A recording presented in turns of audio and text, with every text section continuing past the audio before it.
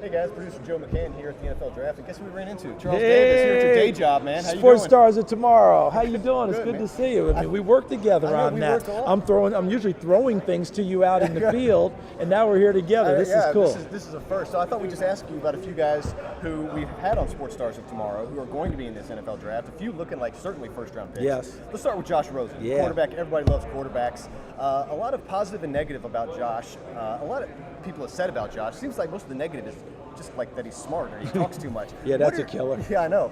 What are your perceptions of Josh Rosen and what he brings to a team?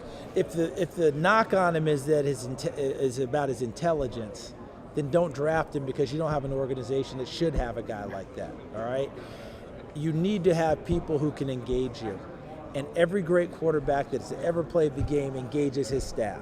You really think that Tom Brady sits there passively?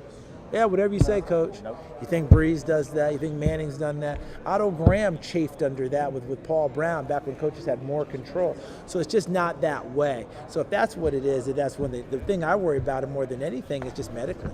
He's had some concussions, right? He didn't finish 2 seasons at UCLA due to injury. If he can stay upright, and I think he can thrive in the NFL because no one throws the ball better than Josh Rosen. Yeah, that's what I was going to ask you about him next. He's just physically, if you were to break down the way he throws the ball and breaks down defenses, what do you like about him on the field? He's a training tape. I mean, he's the one, hey son, you want to see how to throw the football? Watch this kid. All right? His mechanics are almost flawless. He's very fluid in everything he does. He's not the greatest athlete in the world if you want him to run the football, but he doesn't need to run the football. He throws it. Right. That's what he does, and he does it very well. I think he's very accurate, and people want to ask him if he loves the game. He wouldn't go running out there if he didn't love the game. He loves a lot of things. And there's nothing wrong with that.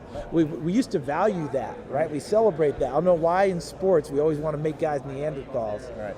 But some of the top players have ever played the game and some of the deepest thinkers. Another former sports star, almost certainly going in the first round, maybe top 10, Minkah Fitzpatrick, defensive back out of Alabama.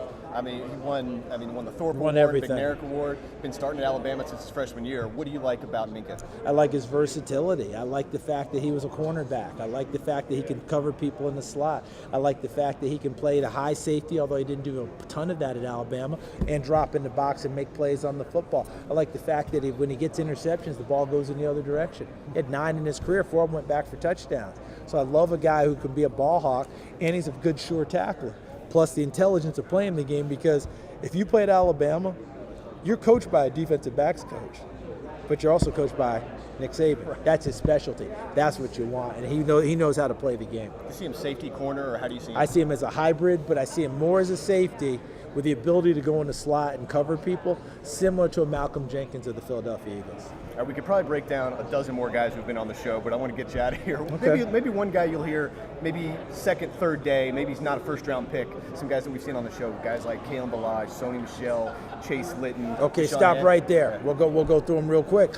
Kalen Ballage, 230 pounds. If he plays at 230 pounds, he's going to be a force because he runs in the 4.4s. He is a stud that way.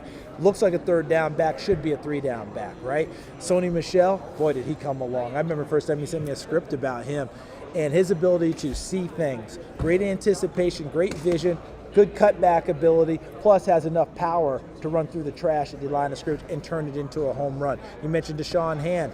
This is his chance to recapture what he was coming out of high school. Former #1 player overall. #1 player in high school, had a good career at Alabama, but when you're the #1 player, they expect a bigger career. I think he's an inside pass rusher, especially in the nickel and sub packages. That's where he gets to make his living if he can go ahead and live up to that. And Chase Litton is one of my favorite guys. I have a bias about Chase because I love Chase. All right, he's just a fantastic kid. He's battled through some stuff. He's come out the other side.